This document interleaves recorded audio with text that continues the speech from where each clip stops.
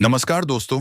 आज आपको भगवान कृष्ण की कही गीता की बात कहना चाहूंगा, जिसे सुनते हुए आपके मन को शांति मिलेगी। तो सुनिए, भगवत गीता अध्याय 1, अर्जुन विषाद योग। पहले अध्याय का पहला श्लोक गीता का आधारभूत पटल है। पहले अध्याय का पहला श्लोक ही अपने आप में पूरे अध्याय की संपूर्णता को समाये हुए है। धृतराष्ट्र ने कहा, हे संजय, धर्म भूमि कुरुक्षेत्र में युद्ध की इच्छा से एकत्र हुए मेरे तथा पांडु के पुत्रों ने क्या किया?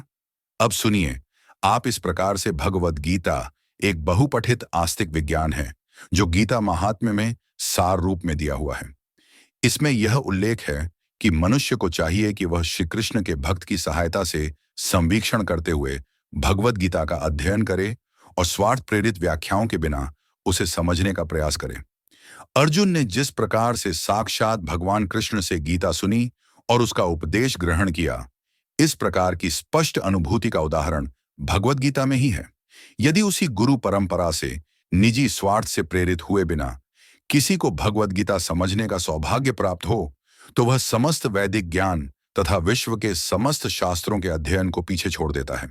पाठक को भगवत गीता में न केवल अन्य शास्त्रों की सारी बातें मिलेंगी, अपितु ऐसी बातें भी मिलेंगी जो अन्यत्र कहीं उपलब्ध नहीं है। यही गीता का विशिष्ट मानदंड है। स्वयं भगवान श्री कृष्ण द्वारा साक्षात उच्चरित होने के कारण यह पूर्ण आस्तिक विज्ञान है। महाभारत में वर्णित धृतराष्ट्र तथा संजय की वार्ताएं इस महान दर्शन के मूल सिद्धांत का कार्य करती हैं।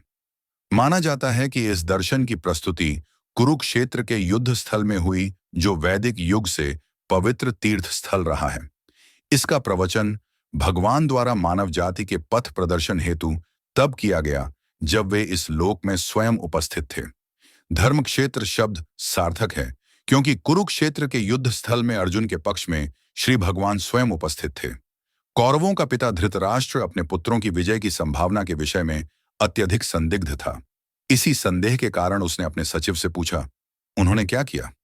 वह आश्वस्त था कि उसके पुत्र तथा उसके छोटे भाई पांडु के पुत्र कुरुक्षेत्र की युद्ध भूमि में निर्णयात्मक संग्राम के लिए एकत्र हुए हैं। फिर भी उसकी जिज्ञासा सार्थक है। वह नहीं चाहता था कि भाइयों में कोई समझौता हो। अतः वह युद्ध भूमि में अपने पुत्रों की नियति, भाग्य, भावी के विषय में आश्वस्त होना चाह रहा था। इस युद्ध को कुरुक्षेत्र में लड़ा जाना था, जिसका उल्लेख वेदों में स्वर्ग के निवासियों के लिए भी तीर्थ स्थल के रूप में हुआ है। धृतराष्ट्र अत्यंत भयभीत था कि इस पवित्र स्थल का युद्ध के परिणाम पर न जाने कैसा प्रभाव पड़े। उसे भली भांति ज्ञात था कि इसका प्रभाव अर्जुन तथा पांडु के अन्य पुत्रों पर अत्यंत अनुकूल पड़ेगा, क्योंकि स्वभाव से वे सभी पुण्यात्मा थे। संजय श्री व्यास का शिष्य था, अतः उनकी कृपा से संजय धृतराष्ट्र के कक्ष में बैठे बैठे कुरुक्षेत्र के युद्ध स्थल का दर्शन कर सकता था। इसीलिए धृतराष्ट्र ने उससे युद्ध स्थल की स्थिति के विषय में पूछा। पांडव तथा धृतराष्ट्र के पुत्र दोनों ही एक वंश से संबंधित हैं, किंतु यहां पर धृतराष्ट्र के वाक्य से उसके मनोभाव प्रकट होते हैं। उसने जानबूझकर अपने पुत्रों को कुरु कहा और पांडु के पुत्रों को वंश के उत्तराधिकार से विलग कर दिया। इस तरह पांडु के पुत्रों अर्थात अपने भतीजों के साथ धृतराष्ट्र की विशिष्ट मनस्थिति समझी जा सकती है। जिस प्रकार धान के खेत से अवांछित पौधों को उखाड़ दिया जाता है, उसी प्रकार इस कथा के आरंभ से ही ऐसी आशा की जाती है कि जहां धर्म के पिता श्री कृष्ण उपस्थित हों, वहां कुरुक्षेत्र रूपी खेत में दुर्योधन आदि धृतराष्ट्र के पुत्र रूपी अवांछित पौधों को समूल नष्ट करके युधिष्ठिर आदि नितांत धार्मिक पुरुषों की स्थापना की जाएगी।